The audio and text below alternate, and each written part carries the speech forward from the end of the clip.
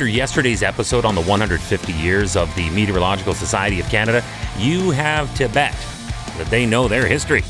So, for Environment Canada to name today's story the top weather story of 2019, you know it had to be next level.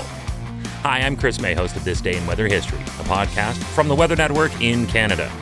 The record-setting flooding along the Ottawa River was named Canada's top weather story in 2019, and it happened this day in weather history.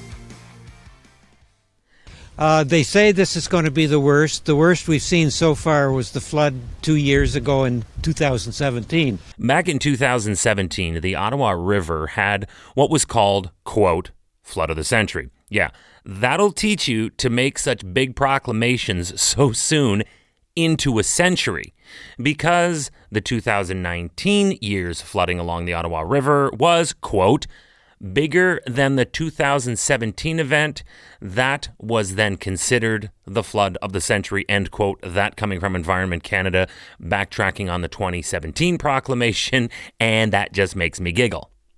This water, right now it's approximately at 60.25 centimeters above sea level. It's slated to go to 60.9.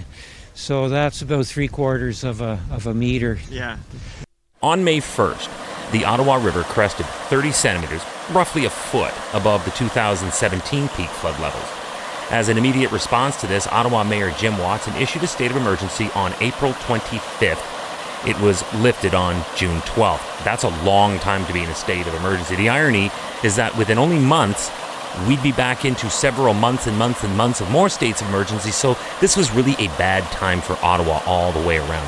As a matter of fact, it had been a bad century already for the river region, the 21st century. We were kind of new. Flooding had already forced evacuations for people on both shores along the Ottawa River in eastern Ontario and the accompanying western Quebec for the second time in only 3 years.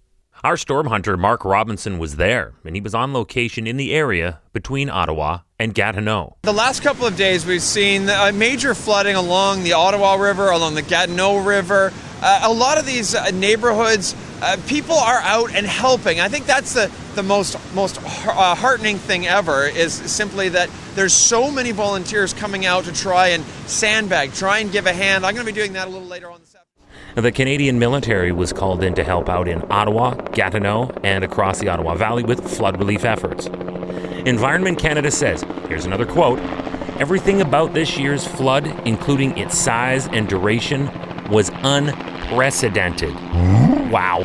EC really had some bold things to say about this storm. Oh, and there's more. But first, remember that this day in weather history can be enjoyed a number of ways. Right now, you are listening to the full version of today's story on your favorite podcast provider, but there is also the daily podcast video short. They are shot right here in my podcast recording studio, so you get that perspective, and oftentimes they will include visuals from that day's event, from when it happened, in weather history. So after listening to the full story, go check out the podcast video short on television or online anytime at theweathernetwork.com/weather history. So what else did Environment Canada have to add to this massive event? Anything explaining perhaps, I don't know why it happened? Actually, yes. Another quote. All the weather ingredients were in place for a catastrophic event, end quote. So what did that include actually? The Ottawa region had already suffered 7 straight months of below normal temperatures, so the ground was frozen solid like concrete, and therefore it took an awful lot longer to thaw. Plus, they also received a total snowfall accumulation that was 50% greater than normal. And what was more were the heavy rains that poured over a 5-week period from mid-April to mid-May. That was the final straw. That was the straw that broke the camel's back.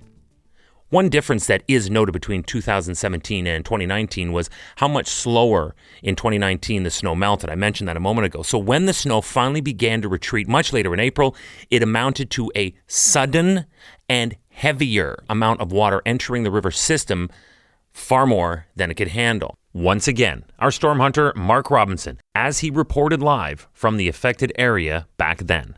Well, keep in mind that a lot of the rain has fallen on the watershed. That's a huge area north of the city, and all of that water that's fallen out there, all the melt water that's coming from the snow that's been melting, all has to come down through the watershed down to this area, and there's a bit of a delay. So it can stop raining, and those waters will still rise as that pulse of water comes through and eventually empties out into the St. Lawrence River. And this meant that we saw large amounts of runoff that caused the water levels to rise quickly as the water entered that Ottawa River system. And just like that, boom, we have a flooding event that went off more like a gun. Too much, too fast, because of how slow it took to set up and how late in the season it was this day in weather history.